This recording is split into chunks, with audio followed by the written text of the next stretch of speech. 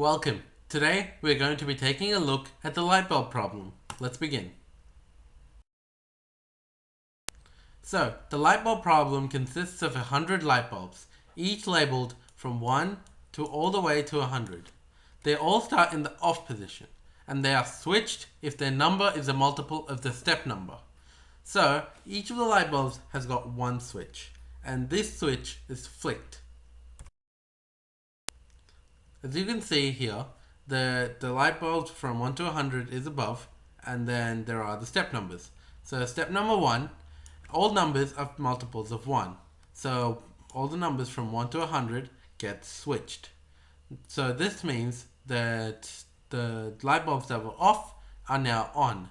So every single light bulb at the moment is now on, all the way until here. In step number 2, however, the even numbers are switched. So the number 2, 4, and so on all get switched to the off position, as you can see. So the question is, after 100 switches, how many light bulbs are switched to the on position?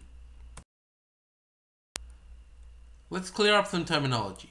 Multiples are numbers which can be divided by a number without a remainder. We call 6 a multiple of 2, as it can be multiplied by another number, 3 in this case, to give 6. Factors are numbers which multiply with other numbers to give an output. We call 3 and 2 factors of 6, as they can be multiplied to give 6. Perfect squares are numbers which can be square rooted to get a whole number. 1, 4, 9, and 16 are examples of perfect squares. Welcome. Today we're going to be taking a look at the light bulb problem. Let's begin.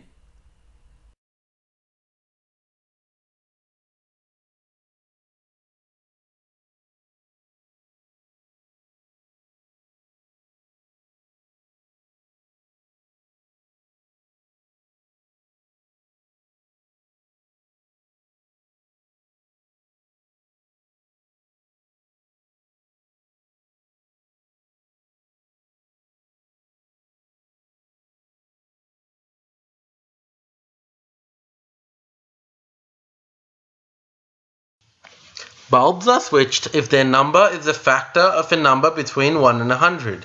An odd number of factors results in the end position of the switch being on, and otherwise it is left off after the flicking.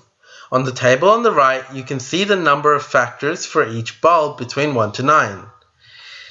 For the bulbs that have an odd number of factors, they are left on, while bulbs with an even number of factors are left off. How does this happen? Well, in the example, I have shown the bulb 4, the stages which it goes through. So, it first is turned, at the start it is turned off, then it goes from the off position to the on position, and then to the off position again, and then to the on position. There are 3 switches of the bulb, and this is directly correlated to the number of factors, which is 3. So it changes 3 times as there are 3 factors. Remember the factors of 4, which are 1, 2, and 4, multiply in some way or another to give 4. For example, in step 1, bulb 4, you alternate the switch because 1 and 4 multiply to give 4, making 1, which is a step number, a factor.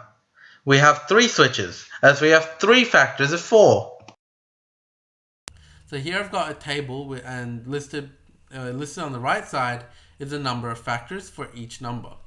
So, as we can see, 1 has an odd number of factors, which is itself. 4 has 1, 2, 4, which is an odd number of factors. 9 has an odd number of factors, and 16 has an odd number of factors. These are perfect squares. But why are they only perfect squares? Well, with non-perfect squares, numbers multiply with other numbers to be a factor. 3 and 2 and 6 and 1 are all examples of this.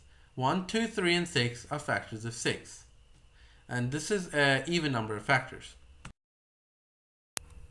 With perfect squares, however, the number which was multiplied by itself isn't mentioned twice, therefore making an odd number of factors. 3 times 3 equals 9, and 9 times 1 equals 9. 1, 3, and 9 are factors of 9. Note that the 3 is not repeated, making an odd number of factors. Because we deduced that odd number of factors are required to keep the switch on at the end, we can now rephrase the question so that it becomes that how many perfect squares are there between 1 and 100. So, counting the number of perfect squares, we can see that the number 10 has a squared value of 100. Therefore, the answer is that 10 light bulbs will be glowing after flicking the switches 100 times. Thank you so much for watching. Hope you enjoyed that.